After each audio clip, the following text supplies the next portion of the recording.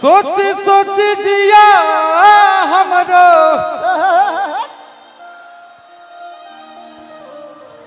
एगो दरोगा जी एगो सिपाही जी, उनके लिए जिसके भी घर में फोर्स में तो कौन नहीं है, सबके घर में फोर्स है कि नहीं। फोर्स का नौकरी हो, दरोगा हो, डीएम हो, एसपी हो, हर घर में है कुछ ना कुछ।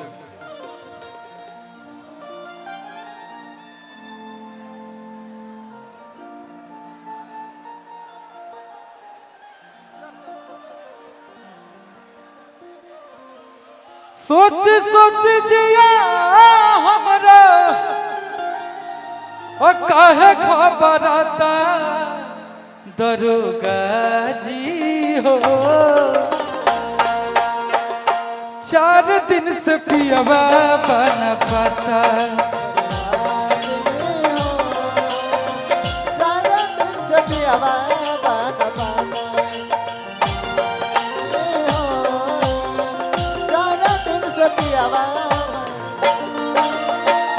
सोच सोच जिया हमरा, सोच सोच जिया हमरा, सोच सोच जिया हमरा, काहे घबराता दरोगा जी हो। 4 दिन से पियवा बन पाता,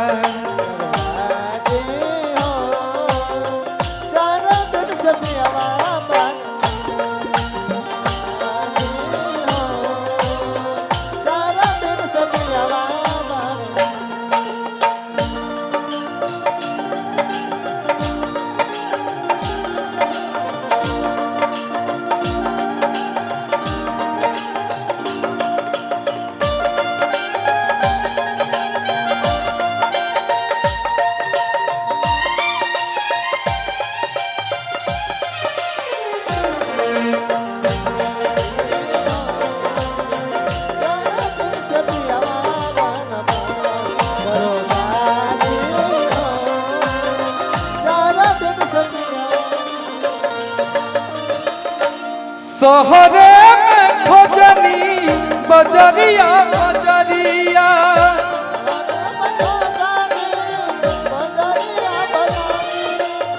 भाई लोग डांस करेगा। जौन अवस्था, हर अवस्था में हम लोग को भूल जाना है। शहरे में खोजनी बजरिया बजरिया, कतहु बलम जीना अबले नजरिया, अबले नजरिया।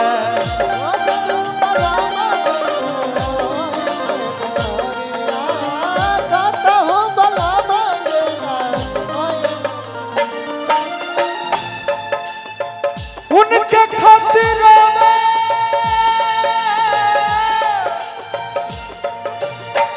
उनके खातिर का खाना नहीं खाता दरोगा जी हो।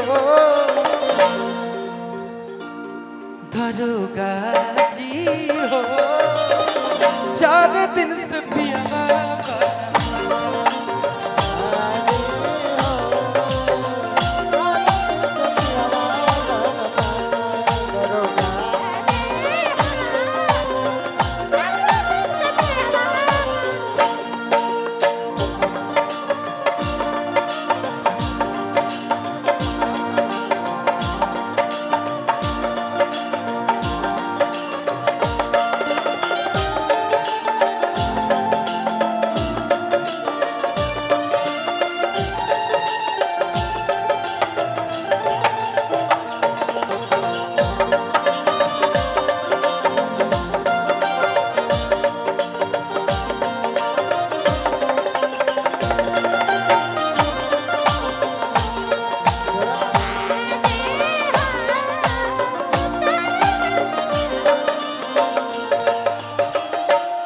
कि लिखना रिपोर्ट रहुआ सोची बिचारी,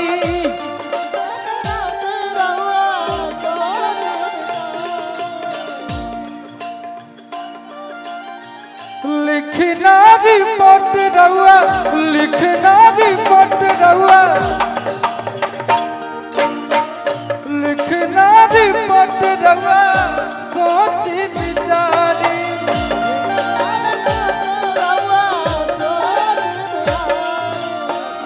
लिखना दी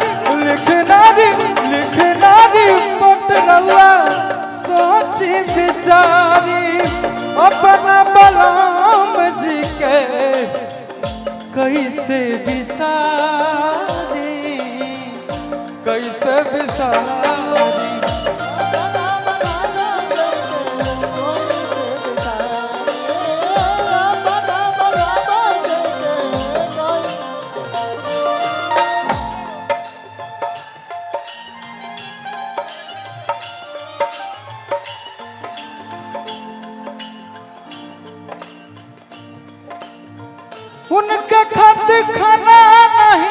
उनका खातिर खाना नहीं खाता हमर बेटा दरोगा जी हो 4 दिन से पियवा बना पका